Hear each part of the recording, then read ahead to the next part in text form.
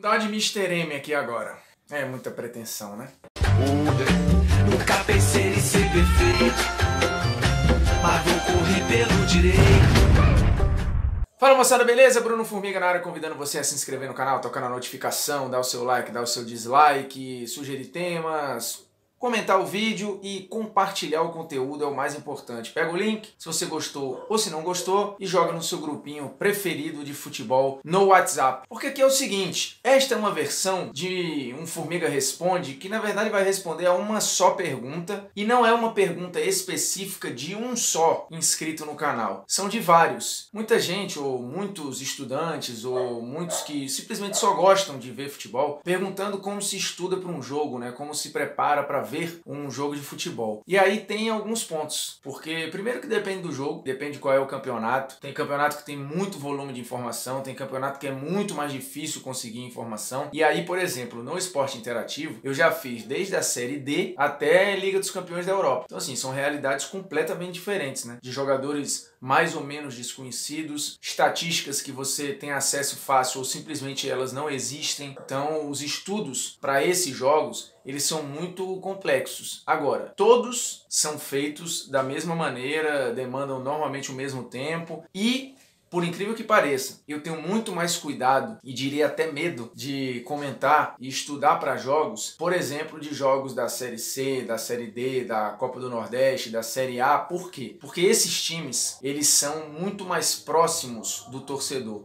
E o torcedor, assim, aquele torcedor que acompanha mesmo, com certeza sabe mais do clube do que você que está estudando para o jogo, que vai comentar o jogo, que vai analisar o jogo. Ele pode não ter a leitura tática, ele pode não ter às vezes a leitura crítica do jogo bom ou ruim, ele vai muito na paixão, mas com certeza ele sabe o cara que tá bem, o cara que tá mal, o cara que tá dando migué, o cara que chegou agora e já tomou conta do setor, as decisões, as demoras em substituição, por exemplo, do treinador, porque ele sente isso no dia a dia, ele tá na arquibancada ou ele tá consumindo as notícias diariamente. Então assim, toda vez que eu vou estudar para um jogo assim, eu penso no mais fanático torcedor que acompanha diariamente assim, o programa de rádio, que lê todo dia a notícia nas comunidades da torcida do time.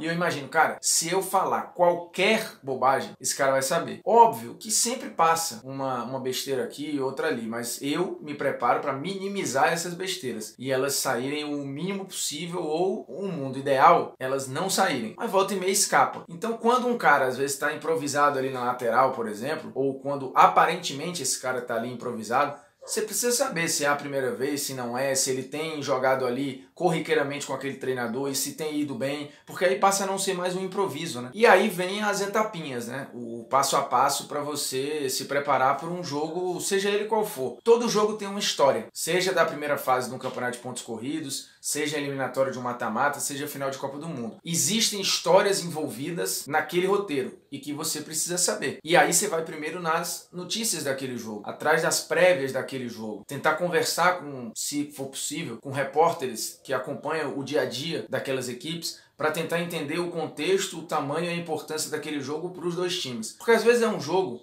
e em Liga dos Campeões isso acontece muito, um jogo que não ocorre há 15 anos, há 10 anos, por exemplo, jogos entre times ou países, se for um jogo de eliminatória, um jogo de Eurocopa, um jogo de Copa do Mundo, que são politicamente rivais e que tem um grau de tensão envolvido ali, porque, por exemplo, os líderes daqueles países estarão no estádio e são líderes que não se bicam. Por exemplo, se o time A, o time B, aí não mais falando de seleção, se eles tiverem sido treinados pelos mesmos técnicos, tem alguma história que os liguem, é preciso, é necessário que você saiba para contar essas curiosidades, porque também na preparação para um jogo há uma diferença. Tem jogos que você tem repórter no campo, então esses olhares, eles vão trazer essas curiosidades, a percepção na beira do campo. Só que quando é um jogo que você está só na cabine ou só no estádio sem repórter, isso também vai caber ao comentarista. Falar curiosidades, lembrar alguns dados, lembrar algumas estatísticas. Então você passa a ser um comentarista e muitas vezes também um repórter para dar informação extra, né? Não só análise. Então é preciso entender também qual é o contexto, qual é a logística de cada jogo, como é que você vai se comportar nesse ambiente ou naquele ambiente. É óbvio que quando tem um repórter é muito melhor, né? Primeiro que o olhar fica mais plural, são mais vozes na transmissão, são mais maneiras de enxergar o jogo, então assim, é bem melhor quando tá com a equipe completa lá no estádio, né? Um repórter cobrindo cada clube, percebendo o que está acontecendo no banco de reservas e nas arquibancadas, mas saber o contexto do jogo é fundamental, e depois disso é entender como é que esses times vêm jogando, qual é a historinha prévia desse jogo de cada uma daquelas equipes, e aí você, óbvio, o mundo ideal é você ver os jogos desses times, ou pelo menos 2 jogos, os 3 últimos jogos, não necessariamente o jogo completo, né? Se você conseguir assistir o jogo acelerando, ou assistir boa parte do jogo como um compacto, né? Pelo menos 35, 40 minutos do jogo inteiro, isso já ajuda porque você vai entender os comportamentos, como é que esse time vem atuando, como é que ele se comporta com bola, como é que ele se comporta sem bola, e aí é fundamental entender as variações que cada treinador tem feito na sua equipe, e aí tem um site muito legal que consegue te dar esse panorama, o footballlineups.com.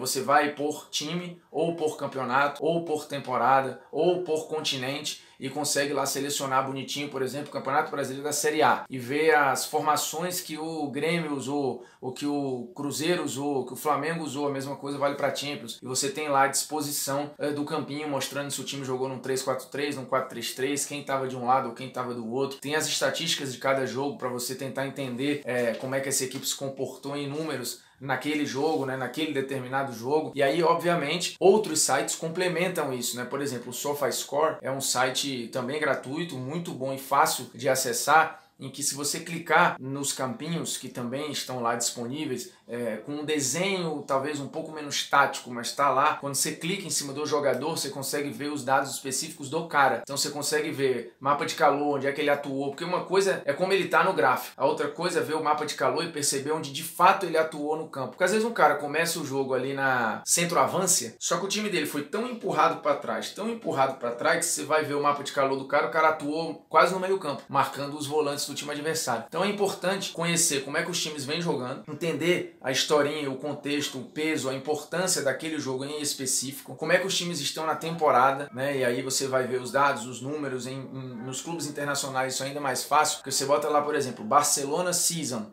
2019-2020, você vai ver todos os dados no Wikipedia mesmo, da temporada do Barcelona atualizado, com artilharia, líder em assistência, quem foi contratado, quem saiu, quem chegou, quem foi mantido, o elenco, a idade dos jogadores, enfim, tudo isso. Outra coisa que é fundamental é saber o comportamento, como cada jogador, as características de cada um. Essa talvez seja a parte mais difícil, porque do Barcelona isso é fácil. Você normalmente vê os caras, você conhece esses jogadores. O Flamengo é a mesma coisa.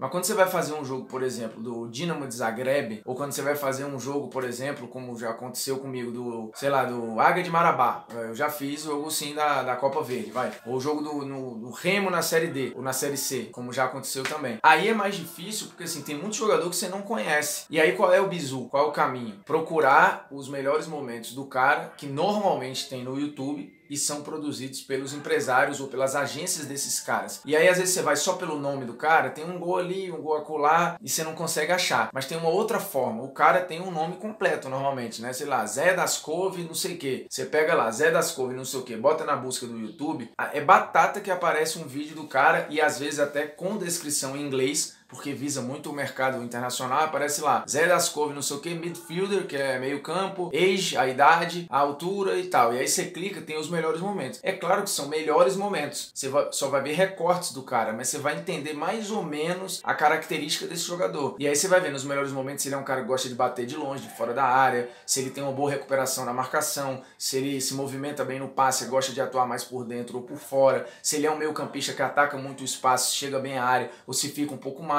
se é bom no 1 contra 1 ou se não é. Se você botar, por exemplo, ele é um jogador conhecido, mas se você botar lá melhores momentos do William Arão, você vai ver vários gols de cabeça do William Arão. Então se esse William Arão fosse um William Arão anônimo, você ia entender que, poxa, esse cara é um meio campista que chega bem à área, que tem um bom poder ofensivo, e por aí vai. Então aí você vai pegando a escalação e botando as características do lado de cada um, né? No Football Lineups que eu expliquei, por exemplo, na parte de squads, né, de elenco de cada time, você tem lá o que o cara é, né? Se ele é um ponta direita, um ponta esquerda, se ele é um lateral direito, um lateral esquerdo, se ele é um meio campo defensivo, se ele é um box to box, se ele é um meio armador, se ele é um atacante ou se ele é um meio atacante. Então assim, já facilita muito o caminho para você entender mais ou menos a região que o cara é. E lá, como eles têm um banco de dados muito rico, aparece inclusive as outras posições que o cara já atuou, coisa que também tem no Transfer Market, que é um site muito bom, focado mais em transferências ou em valor de mercado de elencos e jogadores, mas lá você consegue ver, por exemplo, você clica lá e bota, já parou o jogador, mas você põe Ronaldinho Gaúcho, aí você vê lá o mapa onde ele atuou na carreira, você vai ver que ele atuou como ponta esquerda, como meia atacante, como segundo atacante, às vezes até como ponta direita, então você vai ter mais ou menos uma noção de onde esse cara joga, porque a ideia é você chegar armado para o jogo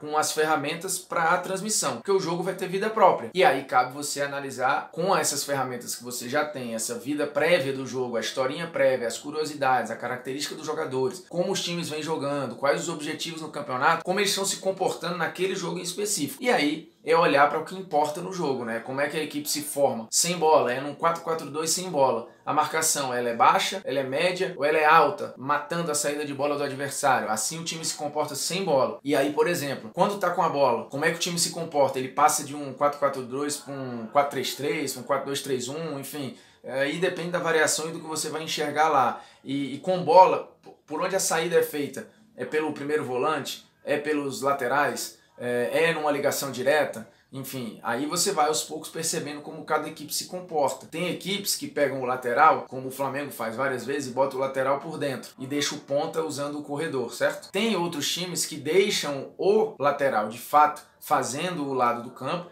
e jogam o ponta para dentro. Então você vai observando isso e vai fazendo a análise do jogo. Porque o jogo vai mudando, o jogo tem histórias, né? Você pode recortar o jogo de 15 em 15 minutos e ir entendendo como os times estão se comportando nesses 15 em 15 minutos, ou de 10 em 10 minutos, depende da dinâmica da transmissão ou da maneira como você quer ver o jogo. E isso vale não só para quem trabalha ou quem vai transmitir um jogo, mas vale também para quem simplesmente quer assistir o jogo de outra maneira, quer ter uma outra experiência. Porque uma coisa é eu sentar ali e só, vou me divertir aqui com o jogo, vou curtir. A outra é, eu quero entender o jogo, eu quero ver o jogo de outra forma. E aí, beleza, você não vai precisar mergulhar 6, 7 horas na preparação de um jogo. Mas se você parar ali, uma hora e meia, se você tiver afim, e tentar entender o jogo e parar pra ver, vai ser uma outra experiência completamente diferente, assim, vai como se tivesse jogado um holofote em cima do jogo, você vai ver um outro jogo. São apenas algumas dicas, tá? Assim, tem muito mais coisa que a gente pode ir conversando aqui no canal. Se tiver alguma dúvida sobre jornalismo esportivo, qualquer outra coisa, põe lá nos comentários, de repente se quiser me chamar no direct, no Twitter, enfim, também fica à vontade. Mas é isso, agradecendo a sua audiência, a sua paciência, deixe seu like, se quiser dar dislike também não tem problema nenhum. Compartilhe nosso conteúdo nos seus grupinhos de WhatsApp. Esse aqui também vale compartilhar no grupinho da faculdade, se você fizer jornalismo, beleza? Grande abraço, é nóis, tamo junto. Lembrando, reforçando, se inscreve no canal, toca na notificação e se bobear, né? Volte sempre.